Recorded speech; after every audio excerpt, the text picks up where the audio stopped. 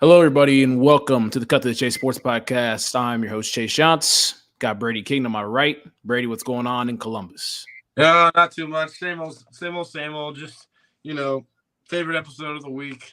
Very excited to talk some more football because we got a big week of college football. Yeah. College football this week. I can't wait. Got Ohio State against Michigan State at night. You got many other matchups we're going to talk about, so I'm excited for sure. Indeed, taking all of Matt's slogans. Matt, you got any new slogans to say? How you doing? No slogans. I don't really give a fuck. But I cannot wait. This is going to be a great week of college football. Favorite show of the week. Fuck you, Brady. It's going to be great. I cannot wait. I'm going to be in the horseshoe at night with Brady himself, buddy of mine. It's going to be great, man. I can't wait. Yeah.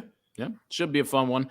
If you're watching the video, obviously, like this video. Subscribe to us on YouTube. Do the damn thing. Helps us out. Helps y'all out. Maybe. But, love doing it. Let's get these rankings pulled up. We're going to do the rankings first. We're going to just look through them. Really much didn't change, but we're still going to take a look at them and, ask a couple of questions to ourselves. Then we're going to go into a couple of games this Saturday that we're looking at. And we're also going to do some of our segments this week. So here we're going to look at this first one with let me try to freeze that out here real quick. Let me get this here. So the rankings just came out, wasn't long ago. Let's get this up. Oh, it's going to cover us, but I don't really care. All right. Looking at the rankings, we've got Ohio State at 1, Georgia 2, Michigan 3, Florida State 4. The same thing stays. Washington at 5, Oregon at 6.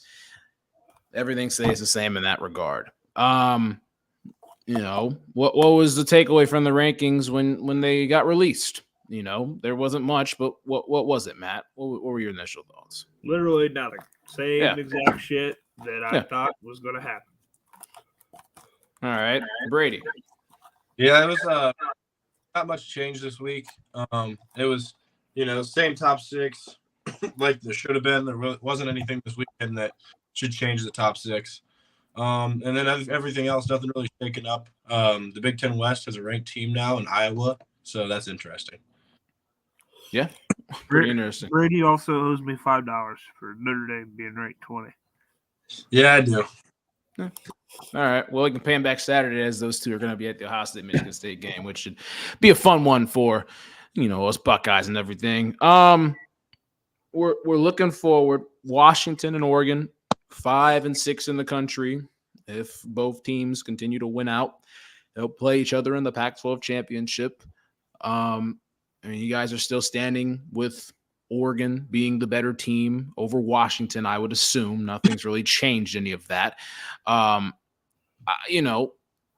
Interesting enough, listening, to some of the guys here on ESPN and everything, like Greg McElroy talking about, the difference with, I think he was talking about Texas and Oregon or something like that. He was talking about Oregon, like the fact that, their best wins, what have their best wins been? Like Colorado, Washington State, like just other, Utah was their best win, but yeah. Yeah. So, obviously you can punish a team in college football for having not that great of a schedule, but if you win all the games, or you go a one loss and you win your conference championship, you can't punish a team for doing that. So, it's going to come down basically. Oregon's got USC this week. USC, the wheels have fallen off. They should handle USC pretty easily, we should say.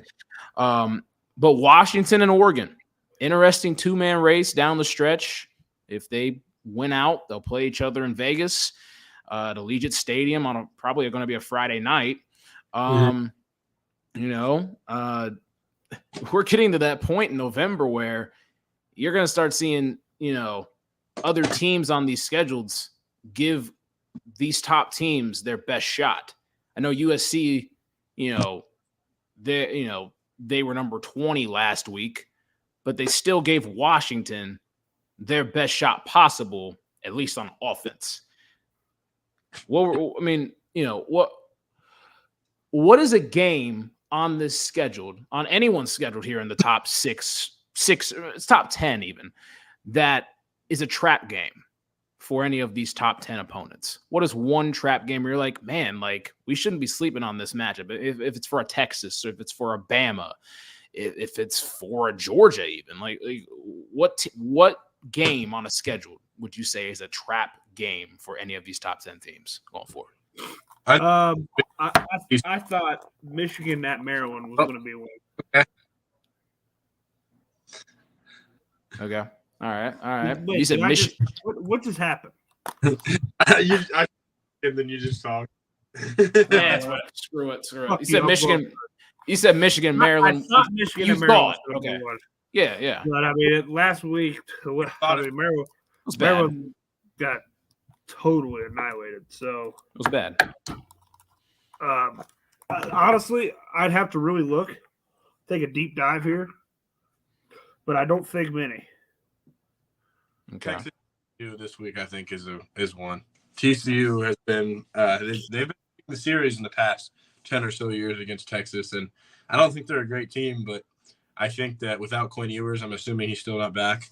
I think TCU can give them a scare with their offense, and I just think that's one of the bigger upset games that could happen with the top 10 teams.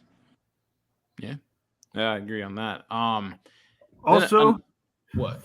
I just got tagged by Big Ten Huddle. That's random. Why'd you get tagged? Because I helped him find some certain information. Go look on Twitter, everybody. I got tagged. I'll look real quick. I'm gonna go. Look on that real quick. And then this isn't really a trap game, I would say. Well, actually, this one might be. I saw Iowa State play about a month ago. Iowa State's now 5-4. They've fallen back in the Big 12 race and everything. Up till last week, they were they're actually, there was a pretty good shot they were going to make the Big 12 championship game. But yeah, I saw this Iowa State team play in person about 3 or 4 weeks ago. They play Texas not this Saturday, but next Saturday. Especially if Malik Murphy's in at quarterback. I think there's a chance that Iowa State defense, in my opinion, I mean, it's not a bad defense. They held, Kansas beat them 28-21. They held Baylor to 18 points, held Cincy to 10, TCU to 14. Oklahoma, obliterated them, but that's one thing or another. But ever since the start of October, Iowa State honestly has played some pretty good football, and they've held some teams down below. Iowa State plays Texas in Ames, Iowa next week. Maybe watch out for that one. Just saying. I like that one. That one. Seeing Iowa State, it's the defense. They play a lot of 3 high safety looks. They really prevent the deep ball. They really make teams work underneath. And if you have a young quarterback like Malik Murphy, trying to bait him into things and force Texas to run the ball, because Iowa State's run defense isn't, from what I saw against Cincinnati, and Cincinnati's actually the 6th best rushing offense in the country. You wouldn't believe it, but they actually are. But, I think I believe the quarterback can't throw, so he runs a lot. Well, yeah, you already know my thoughts on Emory Jones. That caught a couple games there, but like the thing is, like, Iowa State's pretty good up in the box. They're not bad on the back end either. And I really think, this could really be, a terrible take, but, just watch out. Watch out in Ames next week. Texas might be in trouble. If there's any of these top teams, looking ahead too far, because Texas is literally, it's literally Texas' show the rest of the way. Texas wins out. Texas gets in the playoff. That's, I think that's pretty evident. But watch out for November 18th is all I got to say. That's going to be an 8:00 game on Fox. Iowa State might bring it. And then, just looking forward, who are the teams that will finish undefeated out of the six teams? Like, obviously I think we'll talk about Ohio State and Michigan in a couple of weeks. We'll do a special one for that. Does Georgia finish undefeated this year? Yes or no, Brady? Do you mean before the playoff? Before the conference championship, because they might play Alabama and there might be some other things. Did they finish the regular season undefeated? Yes. Okay. Matt, did they finish the regular season undefeated? Yes. Okay. All right. Just looking ahead on that. And then Florida State this week. Who does Florida State have this week? They got Miami. It's the 3:30 game in Tallahassee. On a scale of 1 to 10, what's your confidence level that Florida State finishes undefeated through the conference championship game? 5. 5. Five's a good number. 5's a good number. 5. Okay. All right. We'll keep it at that. We'll keep it very simple with that. Now we'll kind of shift to, looking at these games for this week. There are a lot of good ones, like Brady aforementioned. A lot of good games this week. Maybe might not show up all in the rankings and everything, but when you get down to this time of year, there are rivalries. Teams get ready. They get up for these certain games, especially when a ranked team travels on the road against their lesser opponent, to go into, a hostile environment that is just tailor-made for that specific opponent. There's a ranked matchup, the top 10 matchup, Michigan, Penn State. That's noon on Fox. Michigan's favored by 4.5. We were just listening. We were all basically just watching, the committee and everything, the committee show and all. Looking at Penn State, when they played our, Ohio State, who has a great defense and everything, they didn't take any shots down the field. They haven't taken any shots on the field the entire season. Yet Drew Aller's 20 touchdowns to 1 interception, but the numbers can only do so much justice. It's got to result in the winning big games, and that's something that Penn State has not been able to do over the course of time, at least in the 21st century. Now, Penn State's got them at home, an undefeated Michigan team. J.J. McCarthy, 2,100 yards passing, 18 touchdowns, 3 interceptions. Blake Corum leads, he leads the nation in touchdowns with 16, at least for running back, 649 yards. Roman Wilson, 10 touchdown catches. I remember Brady, talked about Roman Wilson a little bit in the offseason, got called a dumbass for it. And, I'll put it out there for him. But again, this is out of this triangular effect in the Big Ten East, and just let alone the Big Ten. Ohio State, Penn State already played. Then you got your matchup of Penn State, Michigan, leads up to the big matchup of Ohio State and Michigan.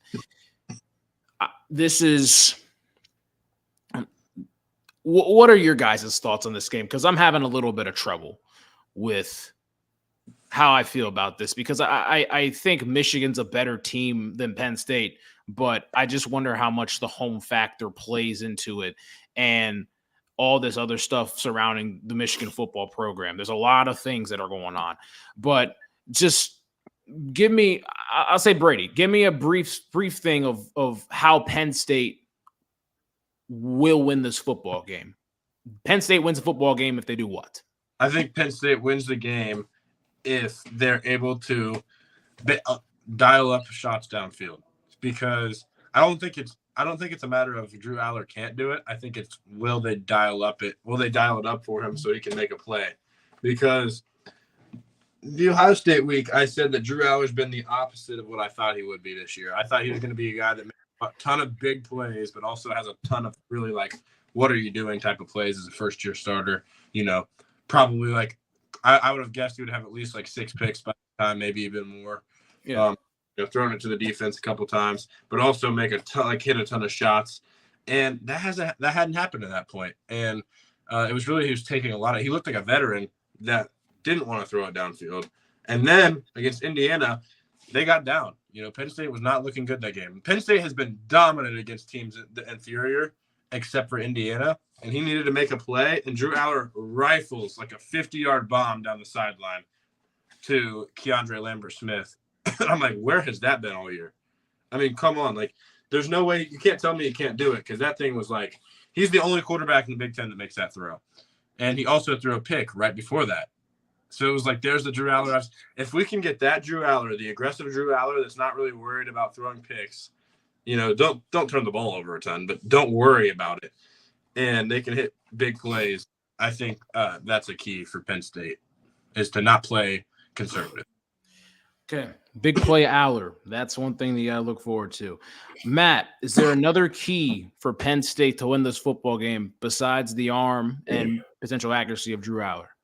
Yes, I think if they get after JJ a little bit, rattle him, and force some turnovers on the defensive side of the ball, I think it's huge in this game. We've seen before when Michigan wasn't able to scout signs for the other team against TCU, JJ played like shit for a lot of the game. So, I believe that this Penn State defense is way better than TCU's was last year. So I think without that possible advantage that JJ and the cheaters had coming into this game, I think there's a chance, you never know. Force some turnovers. Penn State's got a really good defense, so we'll see. And also, I think this is the most hostile environment in America, arguably. Take Michigan into deep water, see how they respond. Keeping it really close or them losing a close game in the second half, we haven't seen that at all this year. They haven't had to fight through any sort of in-game adversity at all. So take them to the deep water on the road in a really, really big game and see if they come back and try to punch it back in the mouth. So that's kind of the way I look at it, and I think Penn State has a real chance in this one. So we're looking at it. Penn State, again, I know they lost to us in a very interesting fashion. Still a good football team, still 8-1. They have their talent. They have the crowd behind them. What is the equalizer for Michigan in this game? Who is the X factor, Matt, for Michigan?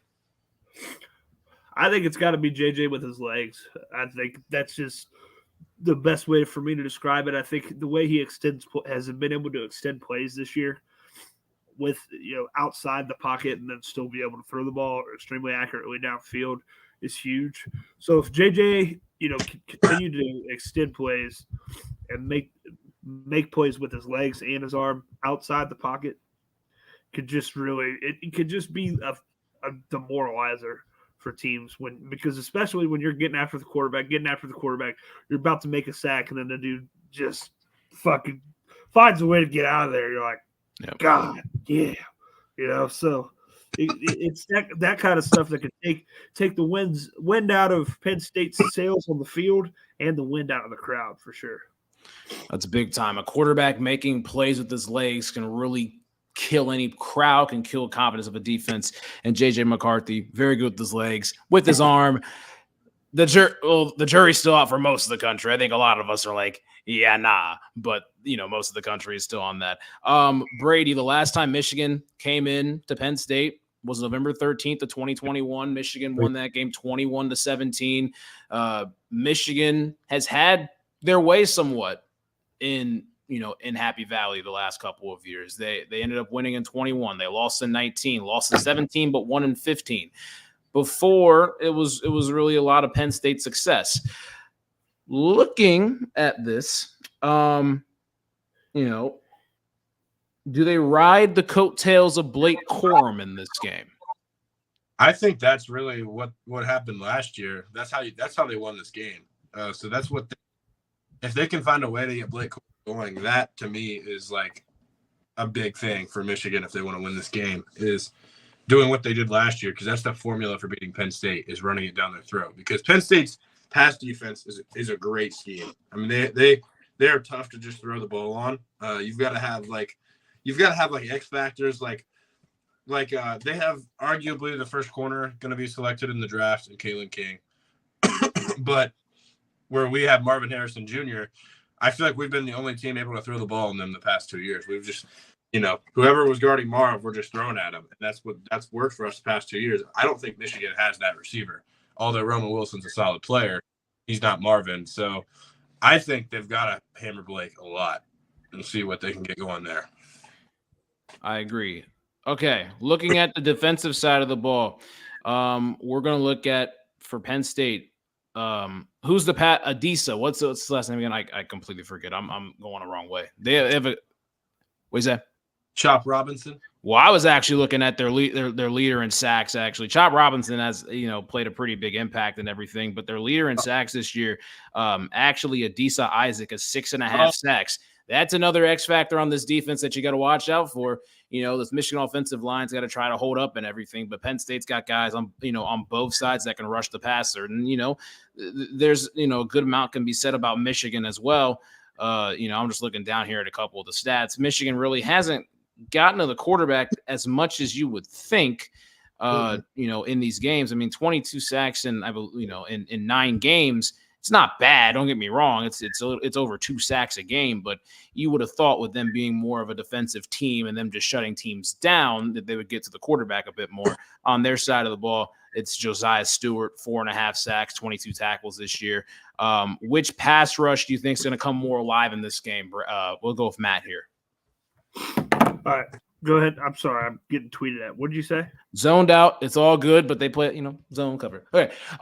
Which pass rush is going to step up more? I believe it's going to be Michigan's. I just do. I think Michigan's pass rush is better overall, in my opinion. But I also think if you looked at the way we were able to exploit Penn State, especially on defense, I just don't know. They have a really good – Fashanu is a really good offensive tackle. Other than that, I'm not sure if they're very good on the inside, guard and center. I'm not sure how good they are up front, Penn State. So I do think that's something that's – I don't think Penn State's going to be able to drop back and try to sling it with Drew Allar. They're going to have to run the ball successfully to win this game.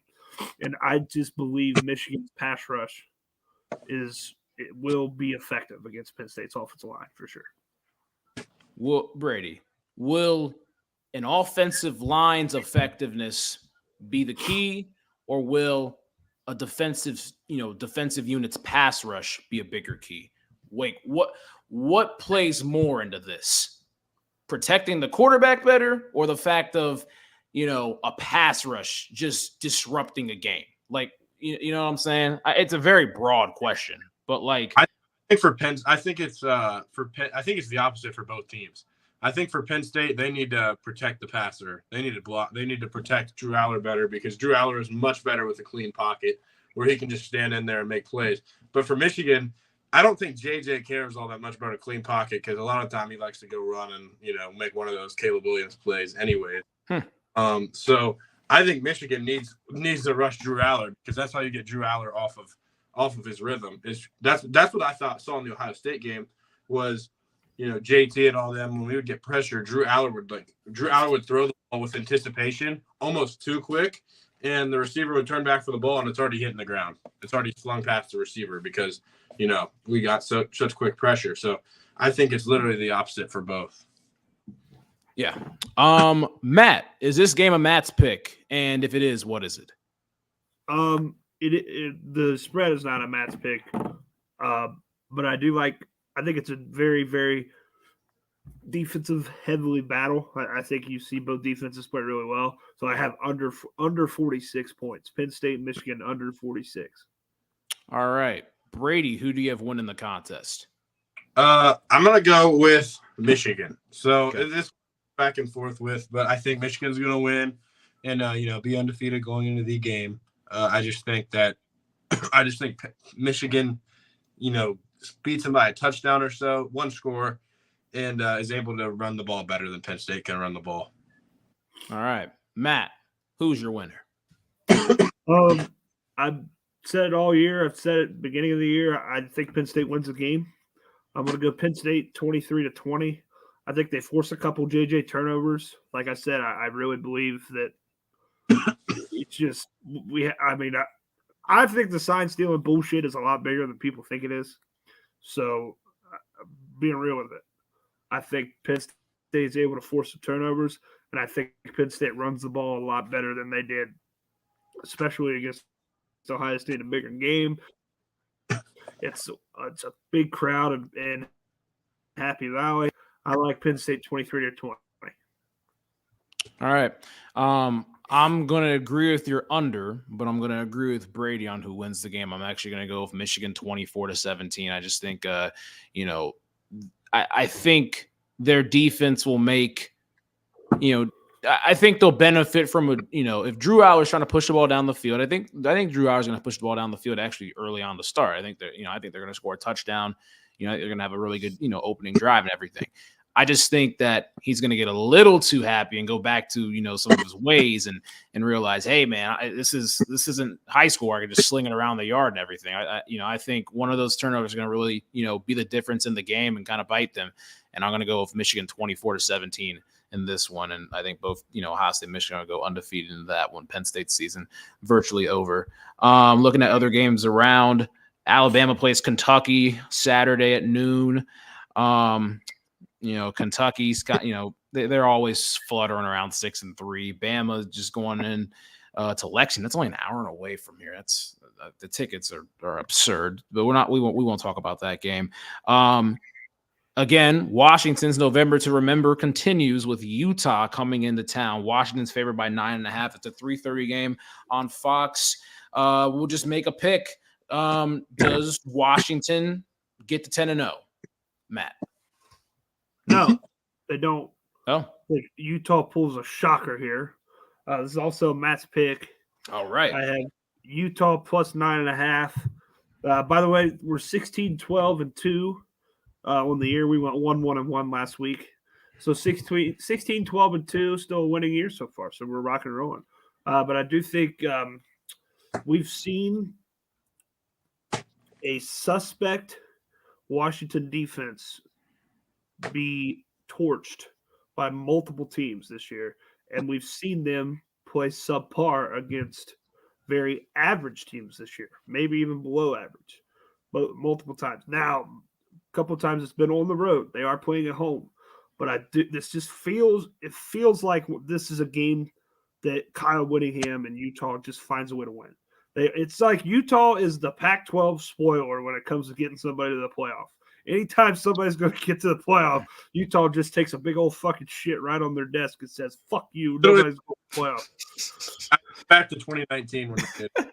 I'm sorry. That was funny, man. That was funny. All right. So I feel like Utah's defense is going to keep them in it, and Utah's going to be able to score enough points against a very, very, very bad Washington offense. Okay? I like Utah 31-27. They're going to cover 9.5. I'm probably going to take the money line as well.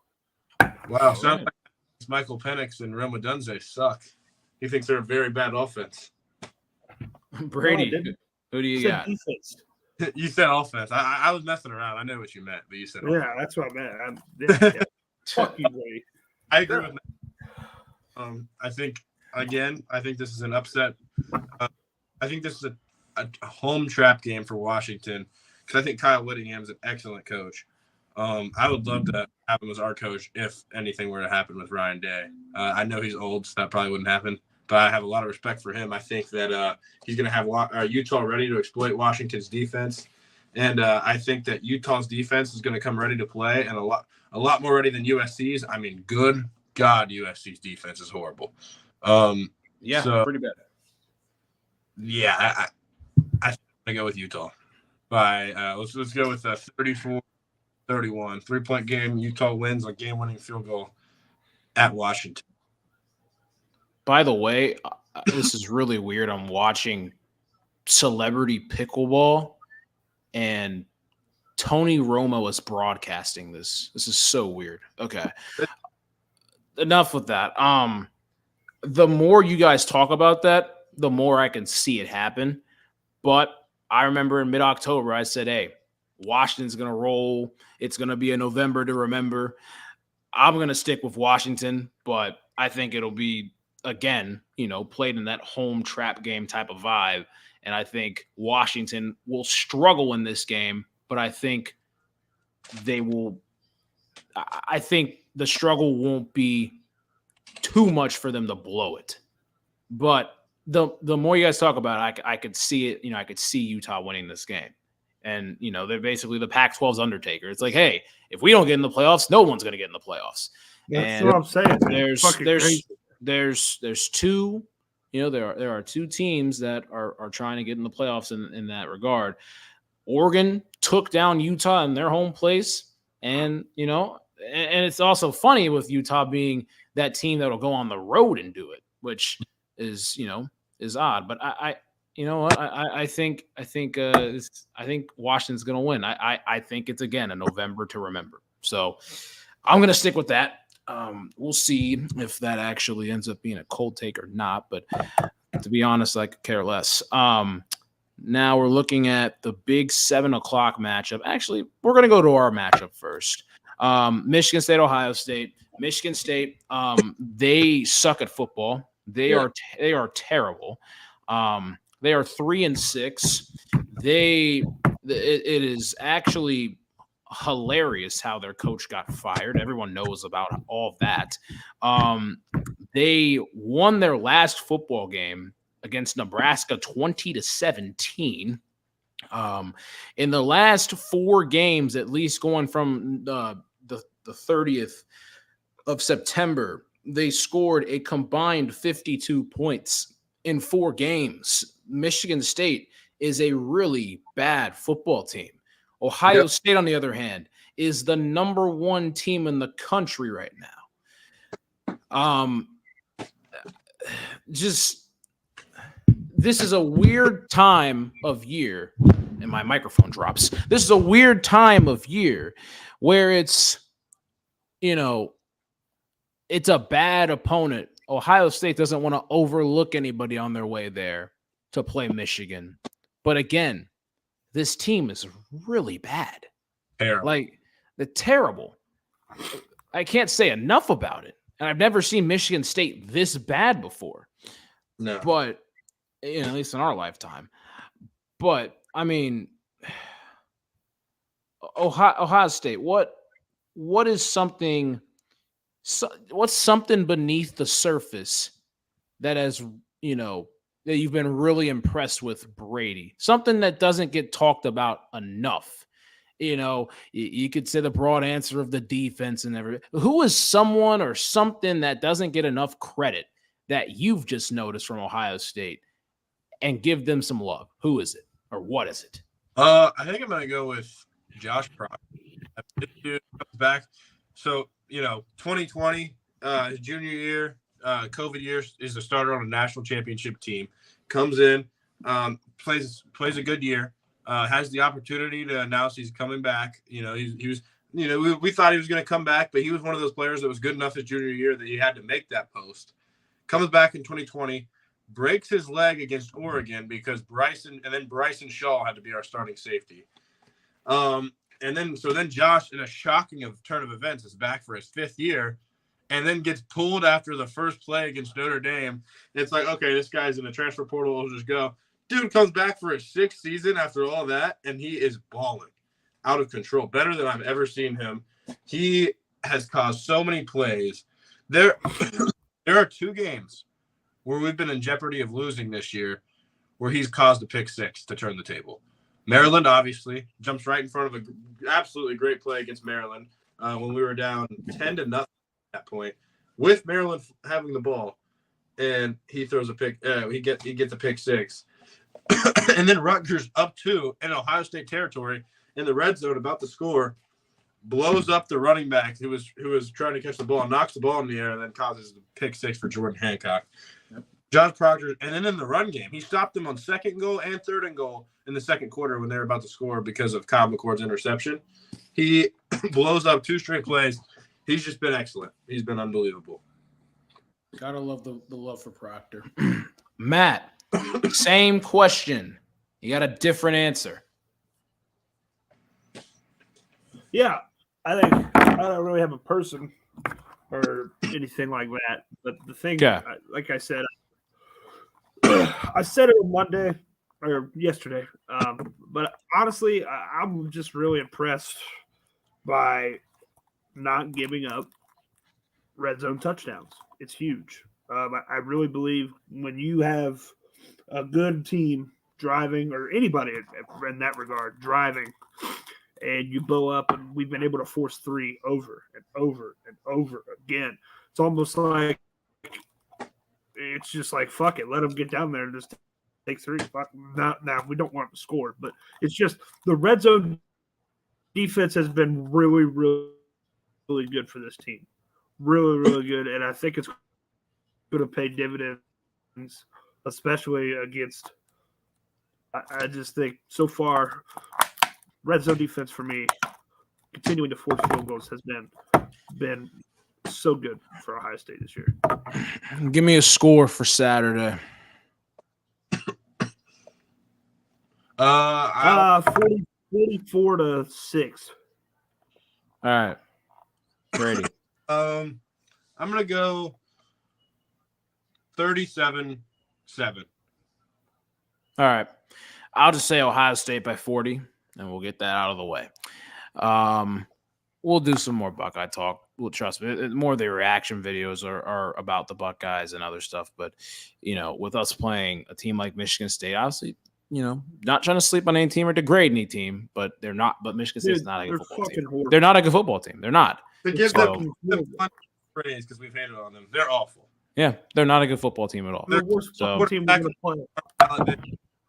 They're the worst team we're going to play. Yeah, other than they are. No team is better than Peyton Thorne. I will say that, but it doesn't matter because the suck this year. Yep. They actually had good receivers last year and the year before with Keon Coleman, Jaden Reed. Yeah, man, it's pretty wild. Let's talk about a good matchup.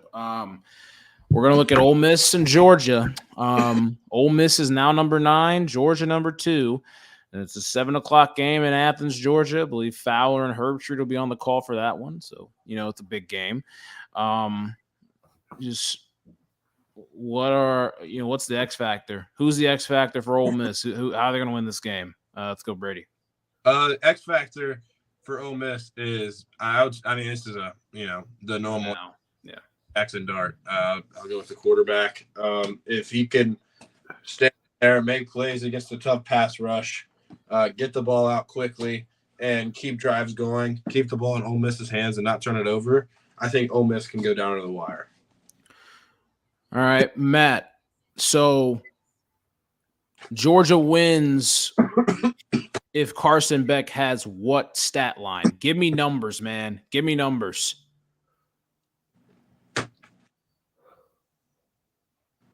240.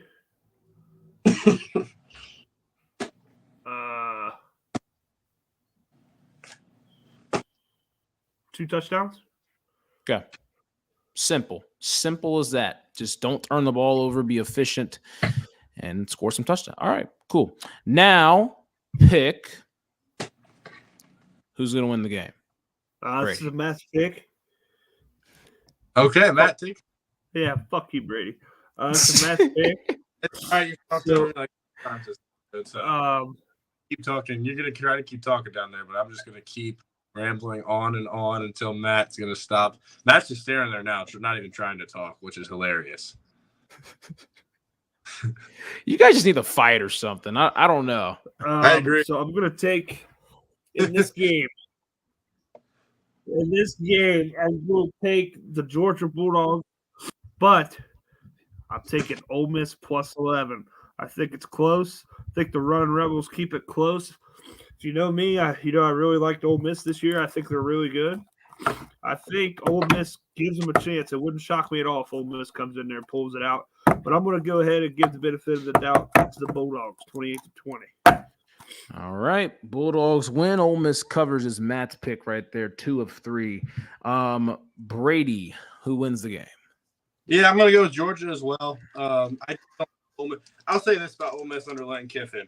I think Lane Kiffin's done a good job with the program, but they haven't upset major teams since he's been there. They haven't been like the season ender or any. I'm going to see that. I don't see that happening in Athens. I just think Georgia is coming along. I think Georgia and Alabama are similar teams, and Alabama really didn't have much trouble with Ole Miss on the night when Ohio State played Notre Dame, I believe. Am I correct with that? That was at the same day. And Matt, we're going to drive down the field. Classic video. I think is going to be able to drive down the field enough to this game. Gotcha. All right. I'm going to roll Georgia too. Yeah, We'll go on ahead with that. Now, think here. Matt, you've given us 2 picks. Who's your third Matt's pick before getting out of here?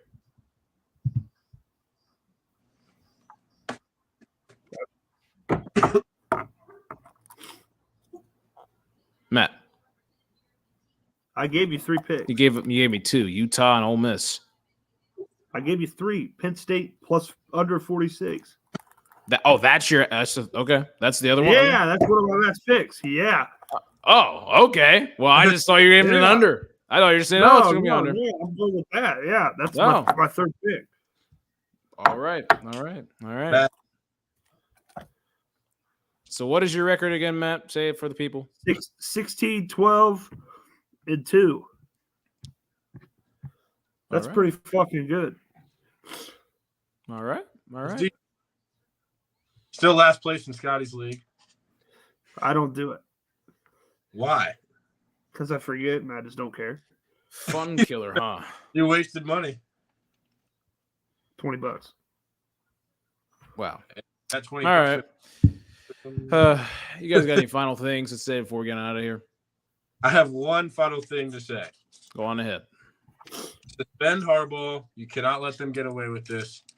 And Kyle McCord needs to throw at least 6 touchdowns this game because CJ threw for 6 touchdowns in the first half twice against Michigan State. Yes, the first half. So if Kyle doesn't throw it in the entire game, and I'm not going to say what's going to happen, but I